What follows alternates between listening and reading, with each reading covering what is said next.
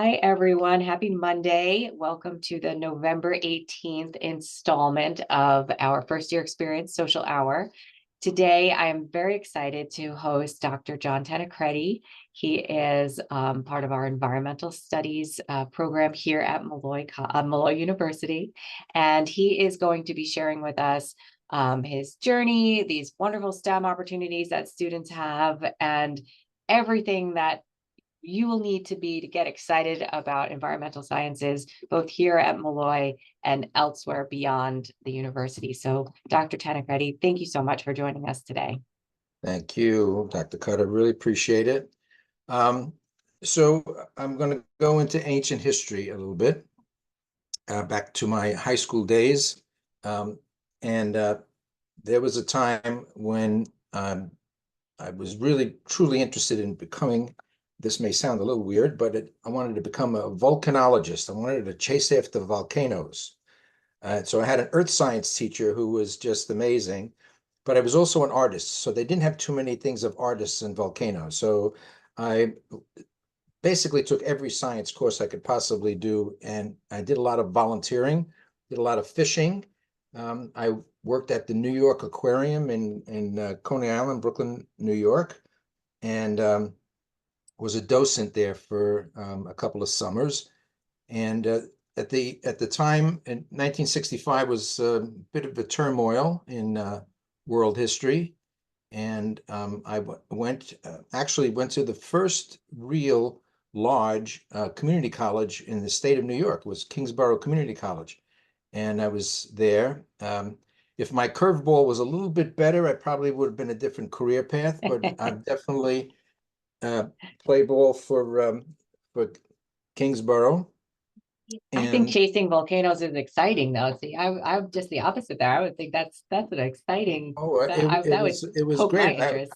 I was actually scouted. I know I shouldn't say this too loud because there's no way to negotiate today.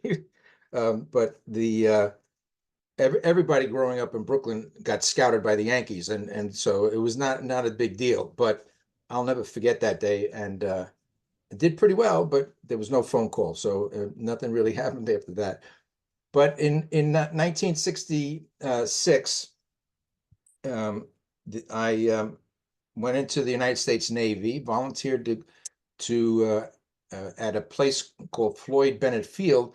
If you know anything about history of the United States, you know a little bit about Floyd Bennett because he was the captain of the plane that took the first polar expeditions, and they named the Floyd Bennett Field after him, obviously. And it was the first municipal airport in the city of New York. It didn't make it very long because what happened is that right next to that portion of Flatbush Avenue in Brooklyn, they dredged up a whole bunch of sand and material to create what is today Kennedy Airport. So when you go into passing into Brooklyn, Queens, or going on the Belt Parkway, you're going around a part of the city that has an incredible history. So I had a little bit of history, and just keep in mind the Floyd Bennett Field, because deja vu will come back to haunt me and show you some things that went on some 25, 30 years later. So I was in the United States Navy and from 1967 through 1970, and the Uncle Sam and I talk to students about this all the time. The idea of getting a degree, get medical degrees, and a host of training in the military is, certainly in time of peace, is a very good thing. But one of the main things that was happening at the time is that I got duty stationed to Jacksonville, Florida, to go through what was called an avionics electrician school. Now, what does that have to do with anything in anybody's life, other than the Navy personnel were on aircraft carriers, and it was at the peak of the Vietnam War, so we were getting prepared to be deployed to Vietnam. So I went through this, but again, I was involved with a host of other science-oriented things. I was always interested in meteorology, and so on weekends, I would volunteer to go over because I was going to take a correspondence course that would have made basically my billet in the Navy a meteorologist. So, and you had to get a 65 on this exam. There was a criteria for it. And I spent 15 weeks in training there in the electrician school, but also every weekend dealing with that. Took the exam, got a 68, and they had to change my duty station and my orders. And what they did is they said, okay, you're not going to be on an aircraft carrier, but you're going to be flying in hurricanes. So I became a flight meteorologist and hurricane hunter. And that was truly an incredible experience because I've used it ever since then in everything that I do, and courses that I teach, research that I do, other than with an animal that I'll talk to you about in a minute. But the whole idea was that the physical sciences was basically what I always wanted to be involved in. And so I finished up, came out of the Navy in 1970 and finished up my bachelor's degree in biological sciences at, it was called Richmond College, but then it became part of the College of Staten Island, as part of CUNY. And they had an amazing biology program there. They had people that worked with Watson and Crick, people that worked with the first tobacco mosaic viruses, so that they understood viral things that I never thought I would ever use unless I was going to go to medical school. And I wasn't really interested in medical school. I was interested in field work. So I went back to the aquarium. I went back to the American Museum of Natural History, volunteered to do things. And I tell students this all the time, no matter what your discipline, you can't get paid in a job to do everything that you really want to do. And you can't really know about the job that you really want to do until you've actually done some volunteer work in that area, so that it's at your pace. It's you could work a summer, you could work a couple of days a week or on a weekend. I finished up the bachelor's degree, and then in times when I was in school, we used to have bulletin boards filled with paper, right? Things were always some kind of bulletin, always they were just massive collages of opportunities. And I was walking down a hall one day and I see this flyer for a health education and welfare scholarship on environmental health at Institute of Health Sciences at Hunter College. So there were 10 scholarships. I applied, I came in number 11. So had a way to host summer. I got a teaching job over the summer, and I'm working one full week in a local high school teaching biology when I get a phone call saying,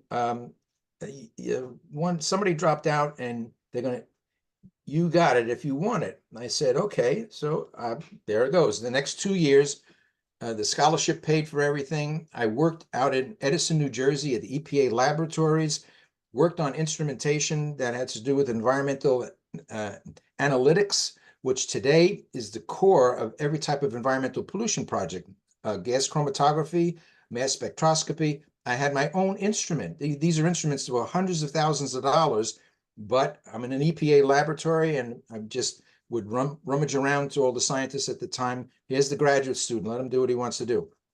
So it was another unique experience. Again, adding up to what I always say to students is their network. Everything you do as you get into your career path is not a straight line. There is no straight line to anybody's. End result is some circuitous, meandering path that will get you to something that you not only enjoy, but that they're making a contribution. And I don't want to sound naive here, you do get paid for it. So the whole idea is to be able to do something, working at something that you love. The HEW scholarship at the Institute of Health Sciences is still ongoing today, but it prepared more public health environmental protection. So any of the food poisoning situations, restaurant tours, hotels, and then this was really expanded during the pandemic. The idea of environmental health and public health are very well linked together. And the school that I was at, the Institute of Health Sciences, is still ongoing at Hunter College. After finishing those 2 years, I applied I was working, actually got my very first job in 1974 on Governor's Island with the United States Coast Guard. I was an environmental analyst preparing environmental impact statements, and I would Basically, it's 6 states from Maine to Delaware. And we did these impact statements under a law, which is still enforceable today. It's one of the saving graces of Richard Milhouse Nixon. President Nixon was the National Environmental Policy Act. And every federal agency act has to have an environmental impact statement. And so I was on this tiny little island called Governor's Island, and you can visit that island today at the base of Manhattan. It's opened up to the general public, and it's going to be a major educational center there that has to do with the city university. And so Governor's Island's responsibility was the 3rd Coast Guard district. The U.S. Coast Guard in time of peace is in the Department of Transportation. In time of war, it's with the United States Navy. So I was traveling literally from Maine to Delaware, looking at what we call bridge navigability studies. That's the environment that's associated with bridge construction, bridge operation, maintenance, and repair, and the waterways that these bridges go over. And so it was an amazing experience for the 4 years that I was there, preparing what wound up being very important in my next phase of my life, which was these impact statements.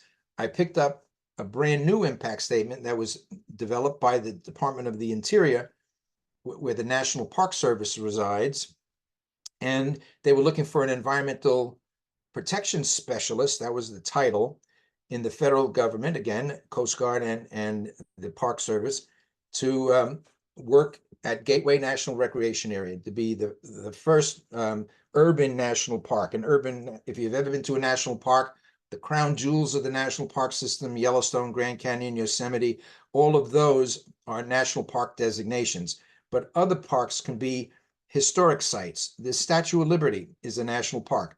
Ellis Island.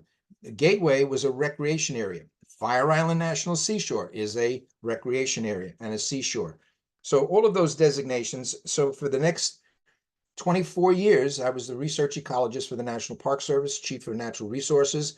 And again, you would think you could stay right in that job and enjoy that for the rest of your life. No, not Tanacredi. What we wanted to do was to expand out into international aspects, because I was working with a dear friend and colleague at Queens College, John Lorette, who did work with an organization that, again, volunteering, called the Explorers Club. And I've been a member of the Explorers Club since 1982.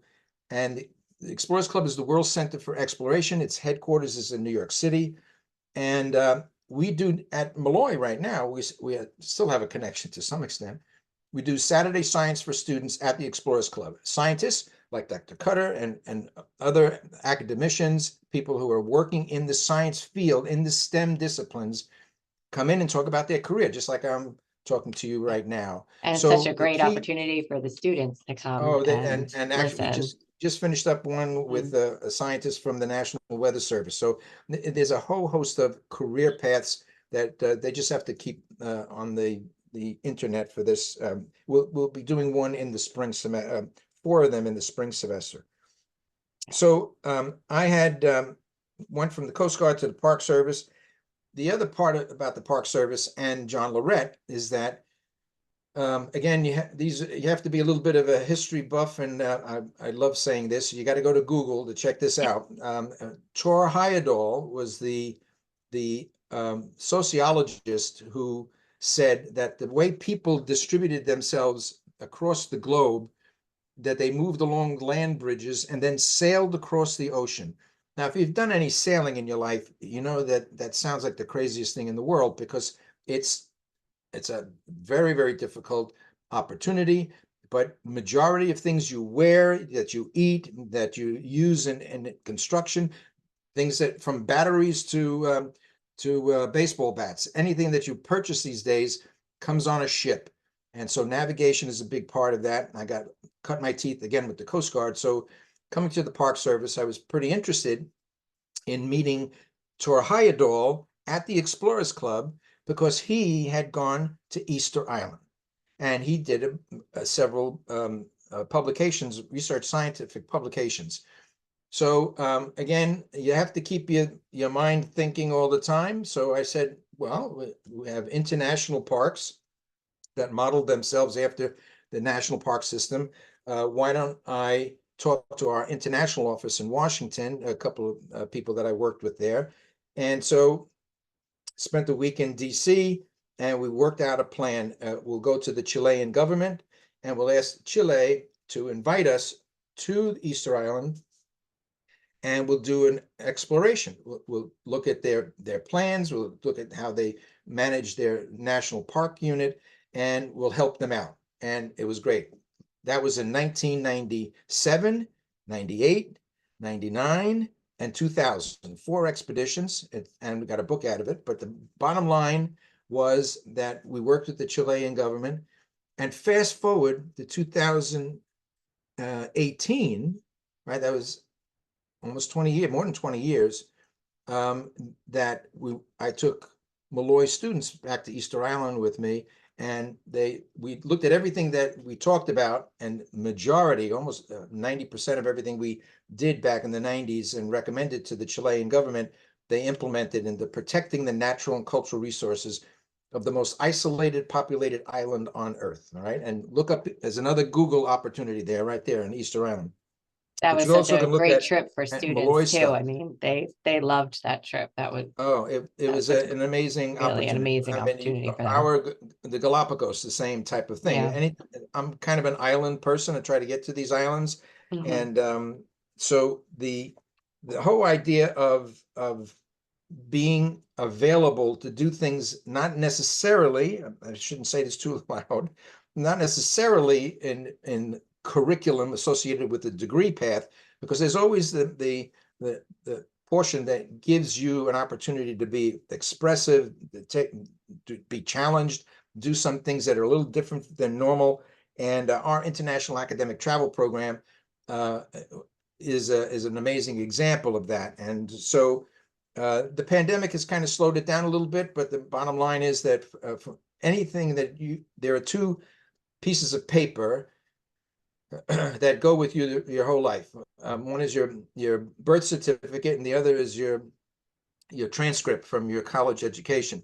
And in that transcript, if there's anything in there that says, well, I took ecology and we went to Belize. Oh my goodness. I mean, immediately there's a hook for employment, for graduate school, for whatever it might be, is a positive thing for students. And I tell them that it's a good way to build that network. The key is the network in all of this.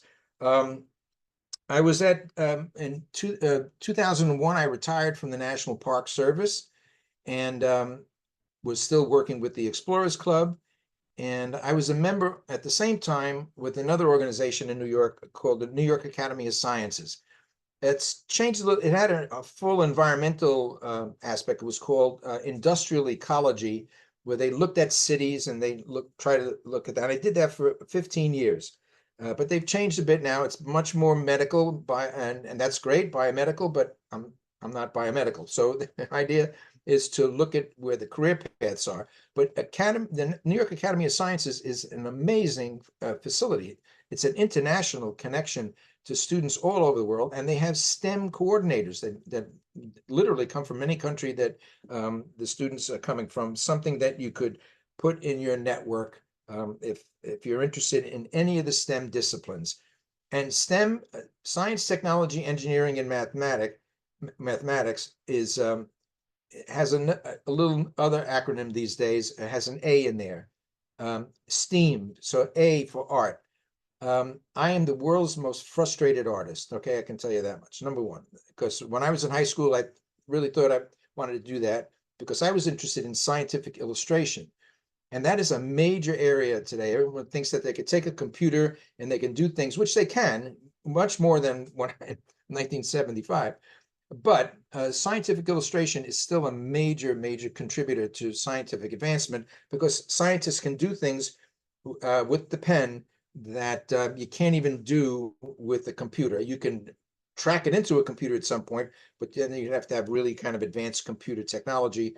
And it doesn't exclude it, but if you have artistic capability, Some of the things that are done today really help in understanding physiology, understand scientific situations that dealing with the atmosphere, all the things that we study in under STEAM. Another part of, and now we're into kind of the later phases of my career. We have a center at Malloy called CERCOM, the Center for Environmental Research and Coastal Oceans Monitoring. There it is, the monitoring part, coastal oceans and environmental. It's everything that I've ever done in my life, but it's also there isn't a single science on the planet, none, whether from astronomy to zoology, that you can say doesn't have some kind of monitoring. That's what scientists do. They observe, they collect information, they collect data. If you don't have that, you don't have real science going on. You might think you're doing scientific aspects, but until you collect data, bringing data in, that's how science advances, because that you can actually look at the theories, look at the idea of how they should be tested in experiments, and then you do observations. And so all of that is constantly changing. It's interesting that the biggest circumstance today has dealing with climate is by saying climate change. Climate always changes. It's been changing since the beginning of the earth. But the whole idea of science will always advance in the ability to make observations because the environment is changing all the time. So CERCOM has an international connection, and it is the only captive breeding laboratory in the Western Hemisphere for horseshoe crabs. For the past 44 years, we've been working. That's my main species that I work with. And I was always interested in it, and because they're safe to work with, I don't have to go scuba diving anywhere. They come to us. But the idea is that they are an amazing organism for three reasons. The first one should be enough, but it doesn't appear to be. One is their paleo survivability. Horseshoe crabs have been on the planet crawling on the dinosaurs for 445 million years that they've been on the planet. They survived 5 mass extinction events. If you take evolution and by natural selection as a course, if you learn about mass extinction events, and that doesn't mean that organisms can't go extinct just because of a mass event. It could be a lot less than that. And then the second part about it is that the animal is intimately connected to the ecosystem as it comes ashore on coastlines, which I spend the most of my time in my career, in my life. My discipline is looking at coastal systems.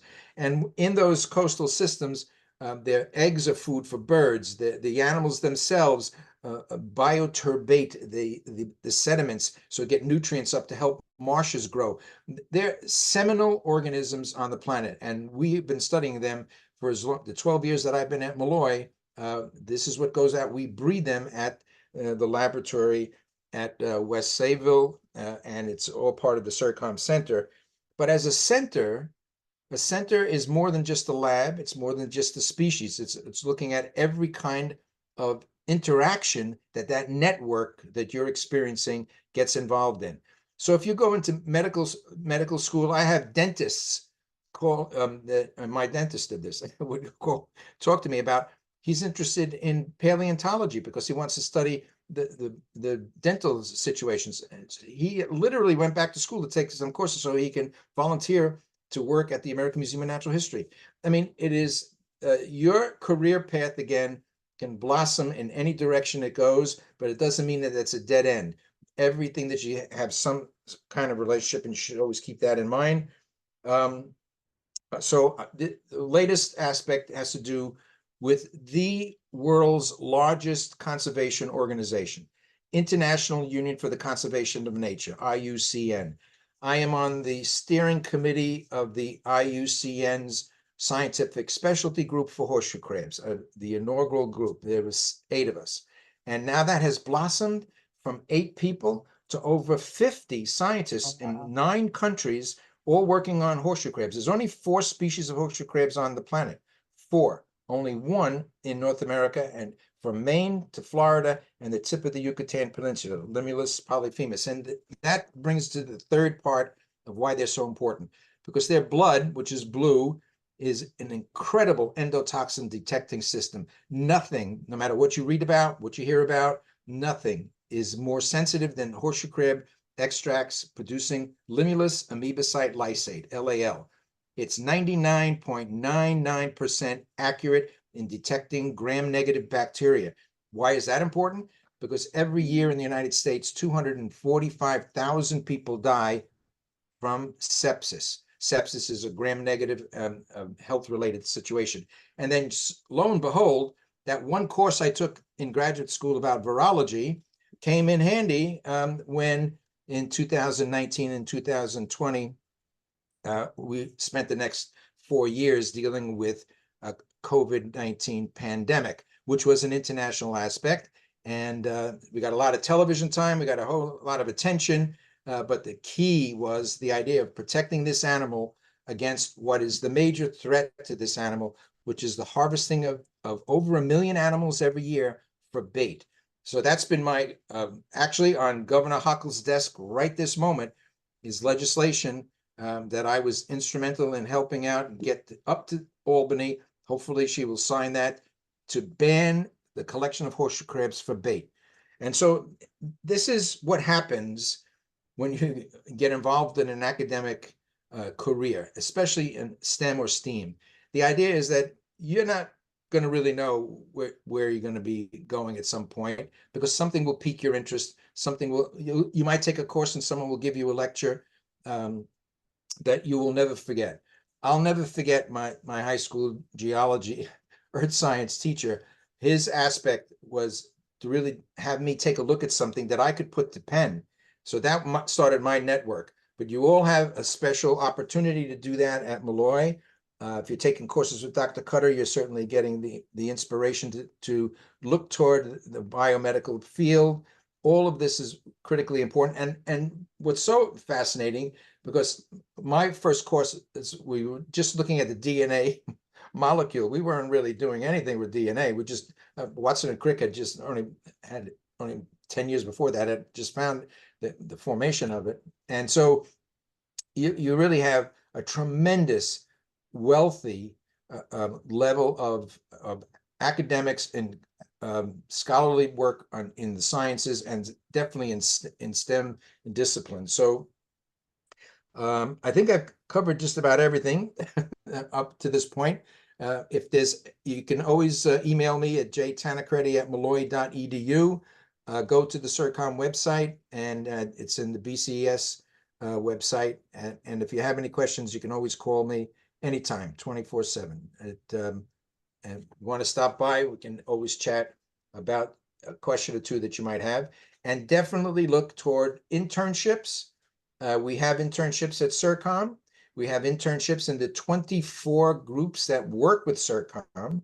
And all of those groups, federal, state, local, NGO groups, everything. We have the Fish and Wildlife Service, the National Park Service, the American Museum of Natural History. I had 5 students working up in the Invertebrate Zoology department before the pandemic.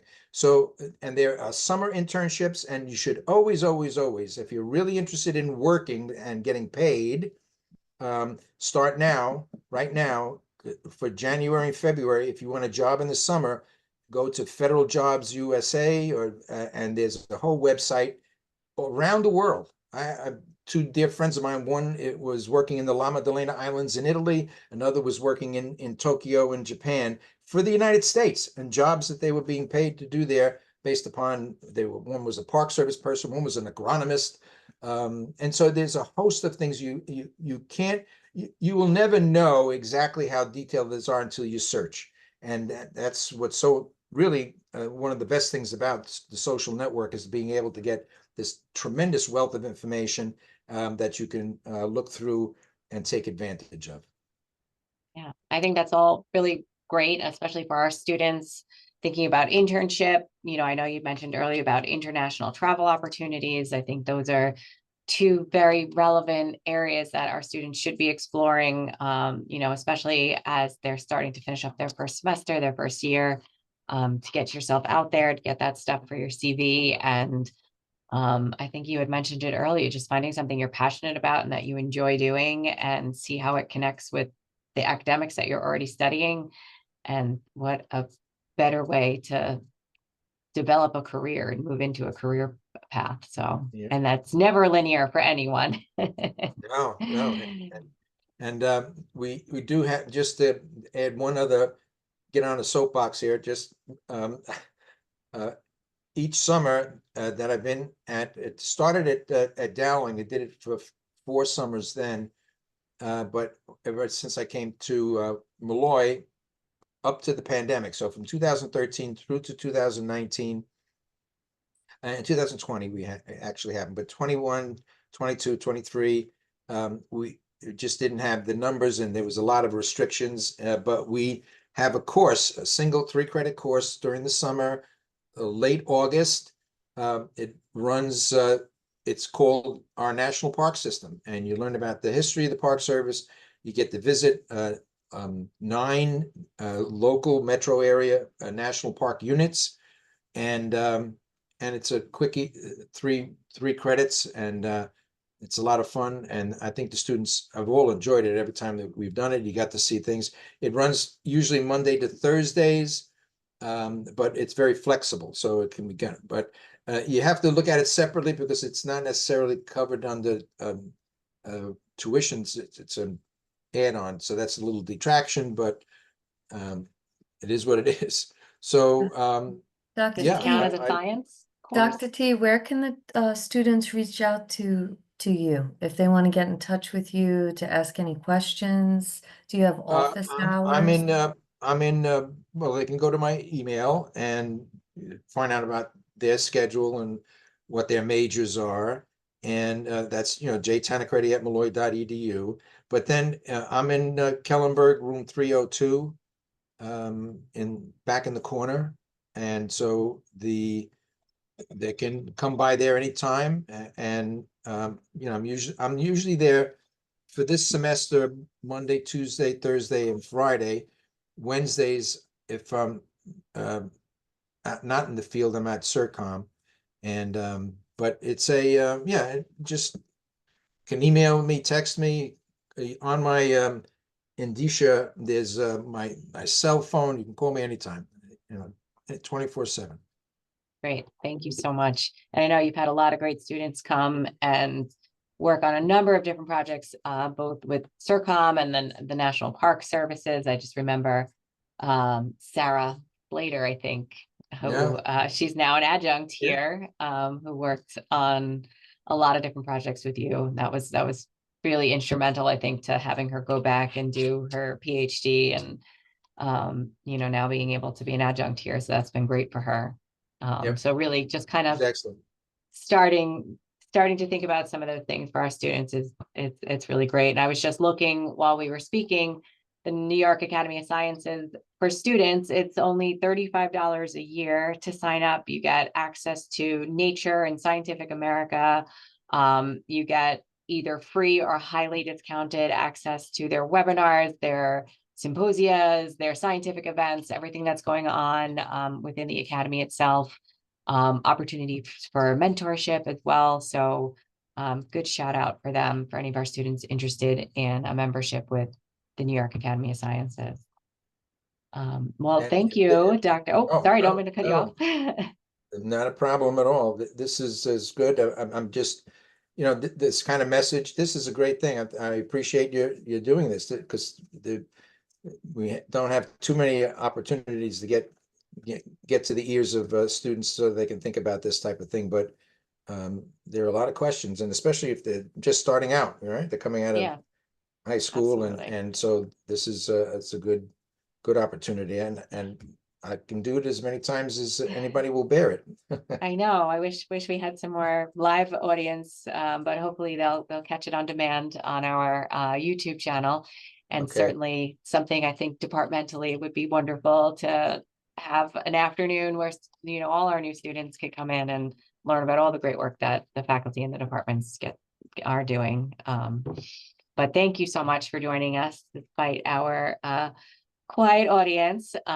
It's always a pleasure to have you and speak with you. And, I feel like every time I hear, I'm always like, oh, that's right. I forgot you did X, Y, and Z. So it's always a great reminder of all the wonderful things you've done in your career, and certainly you, a Nora. mentor to student and faculty alike. So thank you for joining us today. Not a problem. Thank you so much. I appreciate it. Absolutely.